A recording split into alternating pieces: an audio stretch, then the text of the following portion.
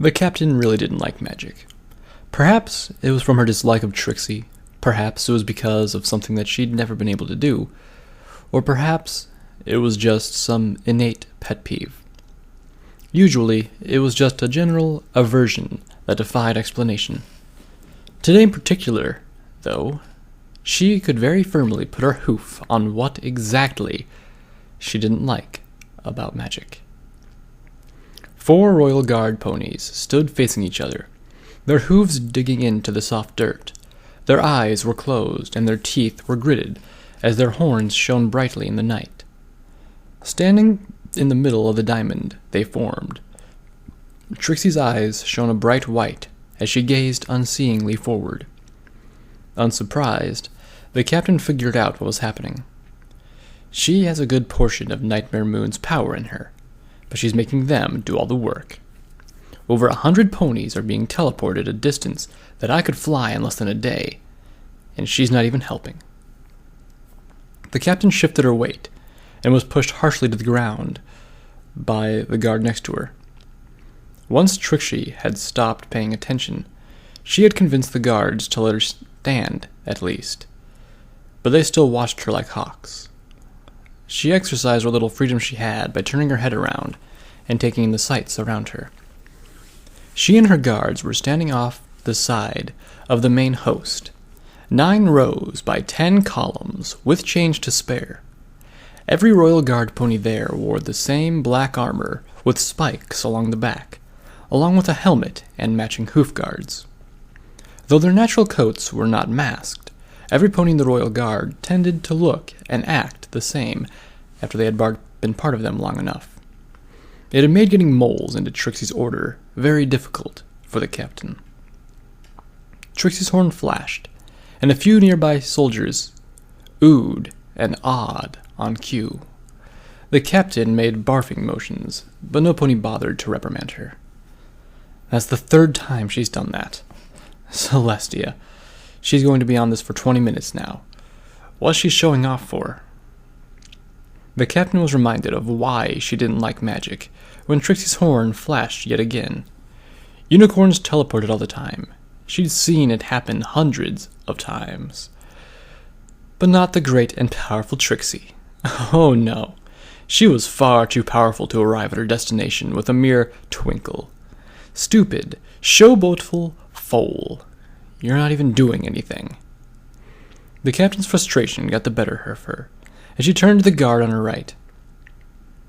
You know they are just feeding her power, right? I mean, I'm a Pegasus, and I can see that. The guard looked down his snout at her. Huh, as if you have any appreciation for the power emanating from her. We are but flies in the presence of a divine flame. But you... He raised his nose even further, if that was possible. Are but dirt. Okay, a little creepy, but you're loyal. And we can see eye to eye on that. She smiled up to her captor, who eyed her warily. Look, I can help her out. She's about to teleport the wrong direction. If you just unbind my feet, I can go tell her. The unicorn smirked and turned away from her. Your last escape attempt was better. You must be getting desperate. I maintain that the warrant officer is an old friend, and probably harbors loyalties to Ponyville. And I'm not desperate. The captain scoffed, but her captor had begun ignoring her again. With anything else to do, she turned her gaze back to Trixie, the glow from her eyes now making her painful to look at. I'm not getting desperate. Twilight entered the mayor's building quickly. Her research had kept her up all day, and now she was late for her work at Rarity's office.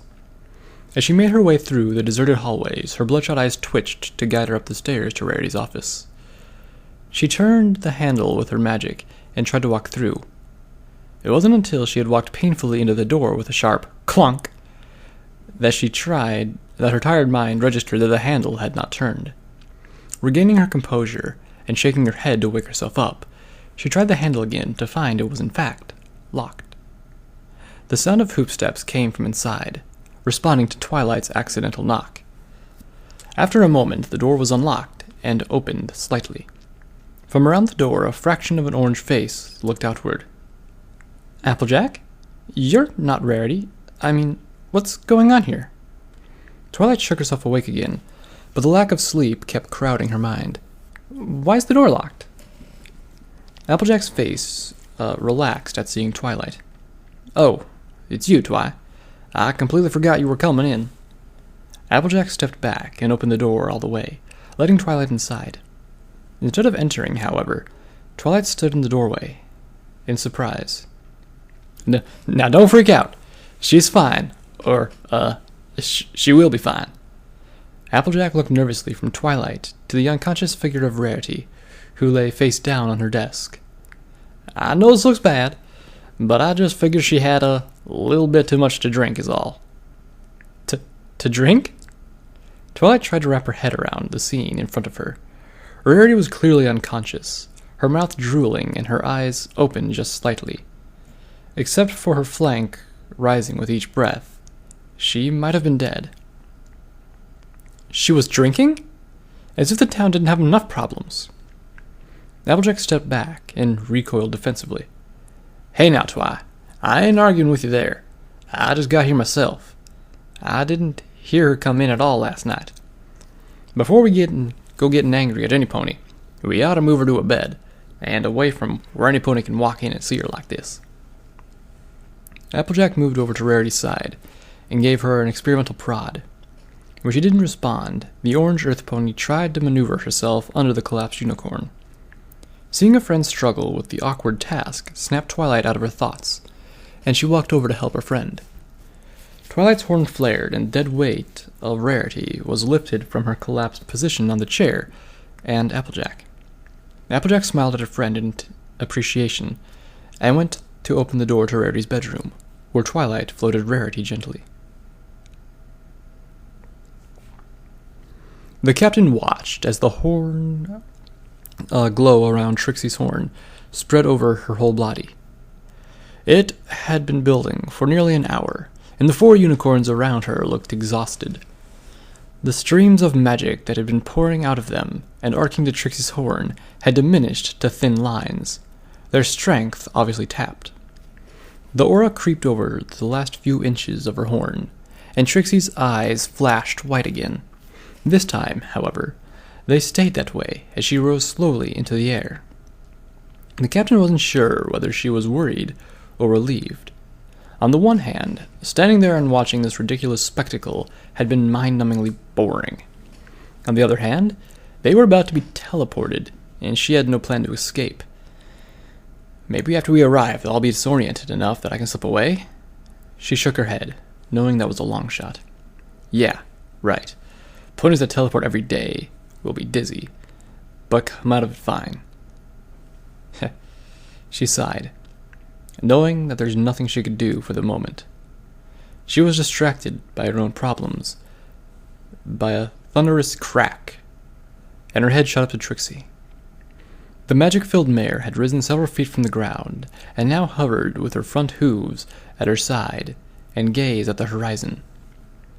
"I may not be a unicorn," thought the captain, "but I know that's far more magic than a teleportation spell needs. What is that foal trying to do?" With a sinking realization, the captain noticed that Trixie was looking at the exact direction of Ponyville. The crowd began to cheer, but immediately went silent as Trixie began to speak. Her voice echoed within the captain's mind, and she was sure it echoed in every pony else's. "Soldiers of Her Royal Majesty, today we set out to right the wrongs of those who are too weak to do their duty. Today you earn your title of Royal Guard. Now go. We now go to eradicate a rebel camp and end this threat to this kingdom's peace once and for all." As the mental booming faded from the captain's mind, the cheers of the ponies around her filled the void. Once the captain began to notice the strange pull in her chest, she knew the spell had begun. Rarity's bedroom was much plainer than Twilight had imagined. The bed was disappointingly normal, although the sheets were the same purple as Rarity's mane. Sparse furniture lay about the room, but very little flair or fashion was visible. Twilight let her friend fall softly onto the bed, then relaxed and gasped for breath. Applejack shot her a questioning look when she noticed her friend gasping. "Twi, you all right? I've seen you lift far heavier loads than a little mare," shook a cube. Twilight caught her breath and swallowed, standing up straight. "Huh? Yeah, I'm fine. I just had a long night last night, is all." She smiled nervously at the concerned earth pony. "Magic can take a lot out of you when you're tired." Applejack nodded and walked out of the room with Twilight, closing the door softly behind her. "Well, listen, Twi. I'll stay up and wait till Rarity to recover. Why don't you get some sleep? I'm sure there's a spare cot somewhere in the building." She looked around the office, noticing drool covering the desk. Surprisingly, there didn't seem to be any new notices. "Doesn't look like there's much for you to do here anyway, but I'll come and wake you once Rarity gets up. Then we can get this whole thing sorted out." Twilight smiled at her friend. "Thanks, Applejack. I don't think I slept last night either, and my body clock just isn't working as well as it should be. Maybe you should come wake me up when Rarity gets up, though." With that last smile, Twilight turned and walked out of the office, leaving Applejack alone. The sky around the captain grew darker, and she noticed belatedly that she was now looking at trees. Her entire world swam around her, and she kept her eyes locked straight ahead in fear of what she might see. She felt weightless for a terrifying moment, but then the strange tug that seemed to pull in every direction reined her in harshly. Just as it vanished, she stumbled to the ground and began heaving violently. What little food she had eaten the day had come back up. With the teleportation spell ended, she looked desperately around her between wretches. She could feel the invisible bonds of magic holding her wings in place, but she knew from her stumbling that she could still run. "Come on, Dash. Find an opening and slip through. You've been here before. You know this area better than them." As Dash rose unsteadily to her feet, she saw the ground beneath her become brighter as her own shadow became sharper. Puzzled, she turned around to find the light source was Trixie, who stood shining like a star in the middle of the disheveled group. Though the captain tried to tear her eyes away and run, she found herself enraptured by the sight. Trixie sank to the ground and stared through the tree line, and the captain knew instinctively that she was looking towards the heart of the mountain that housed Ponyville. Trixie's eyes closed as the aura around her dimmed, the air humming with tension. For a few moments, nothing happened. The only sound came from the wind as it whistled through the scant branches that still stood. The ever-free forest stood still around the invasion force, waiting for Trixie's next move. The wind whipping up for a brief second. The glow around Trixie vanished. The white light engulfed Trixie's pupils faded instantly, and with a soft exhalation she began to fall to the ground. Her breath floated through the air, over the wind that was whipping... Wait, what happened to the wind? The captain became aware of her surroundings in an instant. All sound except for the drawn-out gasp from Trixie had vanished. The soft sound floated past the captain and was gone, her ears ringing painfully in the din of the ensuing silence. Trixie seemed to fall to the ground in slow motion as the captain's mind scrambled to figure out what was happening.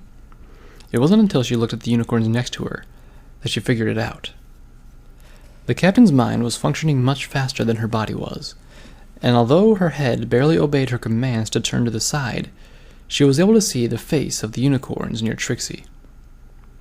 As one, their eyes were black as day, and with horror the captain realized that their pupils had expanded to fulfill the entirety of their eyes. That shouldn't even be possible. Celestia, what has she done? As fast as it had come, the strange time and silent effect vanished. Trixie hit the ground with a loud thump, and the sound shook every pony from the trance they had been held in. The captain stood, shaking, while the other soldiers rushed to her side, not registering the ropes that had been thrown over her until several seconds after the winds and hooves had been securely tied. As Trixie rose unsteadily from the center of the crowd, shaking slightly, the captain looked down at herself and at the ponies around her. Already the eyes of the unicorns had mostly returned to normal, with a few exceptions rapidly shrinking before her. The unicorns seemed unaffected now, but the captain felt fine. Her mind ran, checking every part of her body and mind over and over, trying to find anything that felt different. I feel fine. Nothing has changed at all. Unable to resist the temptation, the captain laughed. Trixie's head whipped around at the sound, and the captain felt herself hoisted to her feet by the guards next to her. Trixie tried to advance menacingly on the captain, but stumbled quickly. Purposefully mustering as much dignity as she could, she motioned for the captain to be brought to her. Already hoisted by her captors, the captain was dragged through the muck to the center of the circle of unicorns before being dropped in the black rot before Trixie.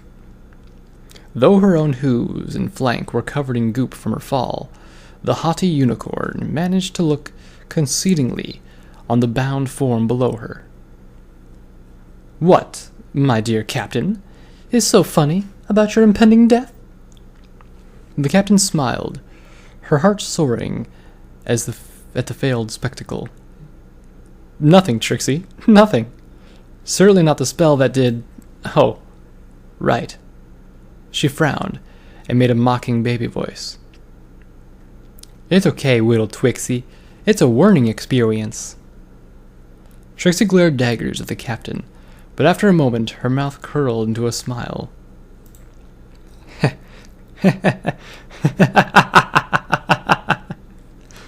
The laughter subsided as quickly as it came, but an arrogant smile still played across Trixie's lips as she began to speak.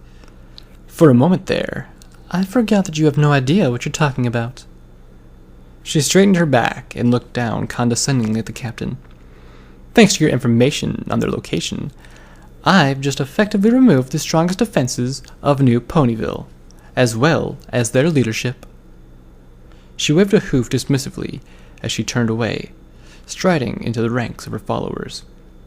"You couldn't possibly understand the shell of a pony left when a unicorn loses her magic." The captain was grabbed by another set of hooves and hauled from the ground. The very physical ropes around her hooves chafed more than her magical mandibles had, and as she was dragged away, Trixie continued to taunt her. "Don't worry, Captain. With us being so close to the epicenter, we'll be able to have you in more comfortable bindings soon enough."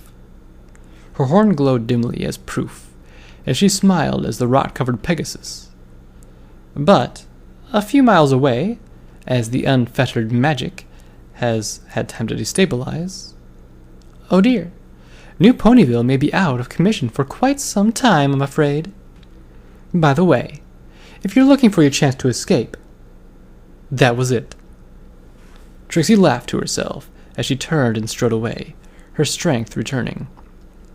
The ponies around her were a bit sluggish, but she knew that they would return to full strength in time. "Warrant officer!" A pony appeared at her side, saluting. Ignoring his punctuality, Trixie surveyed her troops. "Status report," she barked out. "Ma'am," he began, "all troops present and accounted for. 80% magical efficiency and rising. All 12 anchor ponies recovered and debriefed. We will be ready to march within the hour, ma'am." "Give the order. We're leaving in 10 minutes. We don't need 100% efficiency to trek a few miles to the rebel base." Trixie moved out on a drier piece of dirt, brushing her hooves absent-mindedly.